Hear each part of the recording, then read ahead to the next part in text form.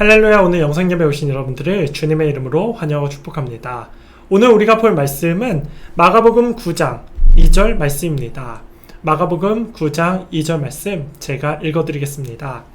엿새 후에 예수께서 베드로와 야고보와 요한을 데리시고 따로 높은 산에 올라가셨더니 그들 앞에서 변형되사. 아멘.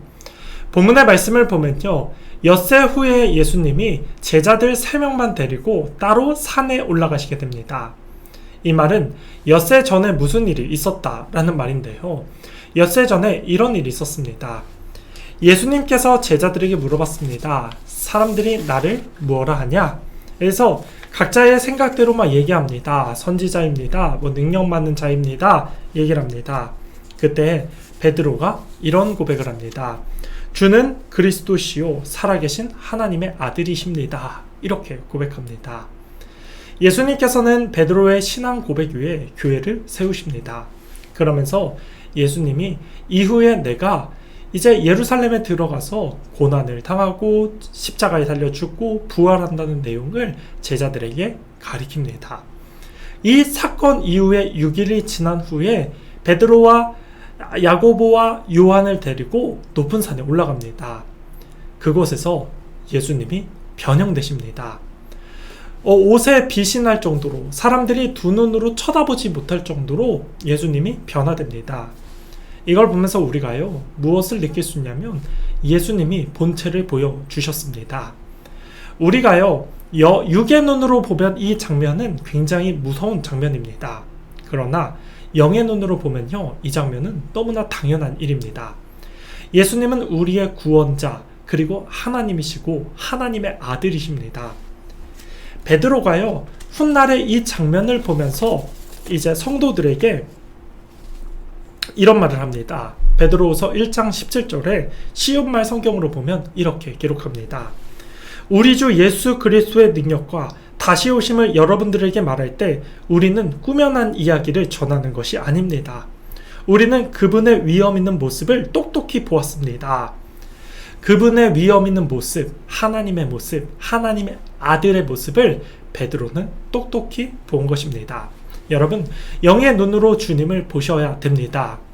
예수님은 이 땅에 오실 때에, 다시 오실 때는 영광의 주, 심판의 주, 그런 주님으로 오십니다. 그때는요, 양과 염소를 가르고 알곡과 쭉정이로 가릅니다. 그 심판을 피해갈 사람은 사실은 아무도 없습니다. 구원을 기다리는 사람들은 그날이 정말 감사의 날, 축제의 날입니다. 우리는 영의 눈으로 예수님의 다시 오심을 기다리셔야 됩니다. 그러면서 생각해야 될 것이, 예수님이 변형한 것처럼 저와 여러분들도 변형한다는 사실을 믿으시기 바랍니다. 우리가요, 이 땅만 바라보고 살아가면요, 이 땅의 것 더 움켜쥐려고 힘씁니다. 그러나 예수님이 변형된 것처럼 나도 변형된다는 사실을 기대하는 사람은 땅의 것에 매여 살지 않습니다. 더 주님을 기다리고 기대하고 천국 소망을 두면서 하나님의 나라를 바라보고 살아갑니다. 그러한 사람들은 고난과 어려움이 찾아왔을 때도 그 고난에 매여있는 삶을 살아가지 않고 주님이 이 문제를 해결해 주실 것입니다. 오늘도 주님이 내 인생을 붙잡아 주실 것입니다. 이러한 믿음으로 살아갑니다. 우리가요, 이런 믿음으로 사셔야 됩니다. 우리 선조들은요, 날마다 하늘나라 하나님을 바라봤습니다. 그래서 땅에서 이 고난들을 주님의 능력으로 이겨낼 수 있었습니다. 사랑하는 성도 여러분, 하나님의 나라를 바라보십시오. 주님이 변형한 것처럼 우리도 이 땅에는 잠시 머물러 있고 우리가 가야 될 천국, 하나님의 나라가 있음을 기억하시며 우리가 천국을 바라보며 천국 소망으로 무장해 나가시는 저와 여러분의 삶이 되기를 축복하겠습니다. 오늘 하루를 살아갈 때 우리가 내 힘으로 살아가지 마세요. 정말 주님을 기다리는 마음으로 사시길 바라겠습니다. 그런 믿음을 갖고 살아가는 사람들은요, 이 땅에서 구할 게 바로 성령 충만입니다. 성령 충만.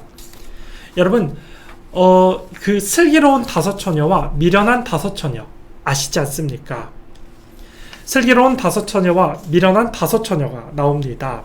마태복음 25장에 나오면요, 슬기로운 5처녀는 신랑을 기다리면서 등불과 기름을 준비합니다. 그러나 미련한 다섯 처녀는 신랑이 언제 올지 모르고 준비하지 않습니다. 한밤중에요, 보라, 신랑이 도다 라는 소리를 듣고 슬기로운 다섯 처녀는 등불과 기름으로 신랑을 맞이합니다. 그러나 미련한 다섯 처녀는 그제서야 준비하려고 하는데 너무나 늦었습니다. 시장으로 뛰어가 그 등불과 기름을 사려고 했을 때 신랑이 지나가 버립니다. 여러분, 이 등불과 기름 우리가 날마다 준비하고 기다려야 되는데 특별히 주님이 다시 오심을 기다리는 사람은 이 등불과 기름을 준비합니다. 등불은 헬라어로 람파스라고 부르면서 이 등불은 하나님의 임재를 가리키고 있습니다. 또 기름은 엘라이온이라고 해서 감람류 이런 뜻인데요. 이거는요, 경건한 모습. 그러니까 등불을 떼기 위해서는 감람류가 필요한데요. 이거는 경건한 모습, 내적인 성결이라는 뜻을 갖고 있습니다. 이 두 단어를 합치면요, 성령 충만입니다. 하나님의 나라를 바라보기 때문에 땅의 것에 매여 살지 않습니다. 더 움키는 삶 살지 않습니다. 주님을 기다리는 삶. 고난이 찾아와도 기다립니다. 왜냐하면 우리는 하나님 나라를 바라보기 때문에, 성령 충만한 모습이 있기 때문에 날마다 주님을 기다립니다. 등불과 기름을 준비하셔야 됩니다. 슬기로운 다섯 처녀가 되기 위해서는 땅의 것을 보지 말고 다시 오실 주님을 바라보는 사람은 이 등불과 기름을 준비할 수 있습니다. 우리가 이 믿음을 갖고 오늘도 주어진 자리에서 성령님을 구하시고 기도하시면서 등불과 기름을 준비하시는 저랑 여러분의 삶이 되기를 축복하겠습니다. 믿음을 다해서 주님을 바라보시기 바랍니다. 말씀의 결론을 맺겠습니다. 예수님이 변형했던 것처럼 저와 여러분도 변형될 것입니다. 그러나 땅의 삶을 바라보지 마시고 하나님의 나라, 천국을 바라보며 사시는 여러분의 삶이 되기를 축복합니다. 그런 사람은요, 성령 충만으로 반응하며 살아갑니다. 오늘도 등불과 기름으로 다시 오실 주님을 기다리며 있는 위치에서 주님을 예배하고 복음을 전파하면서 주님 기뻐하시는 일에 동참하며 살아가시는 저랑 여러분의 복된 삶 다 되기를 예수님의 이름으로 축복하겠습니다. 아멘.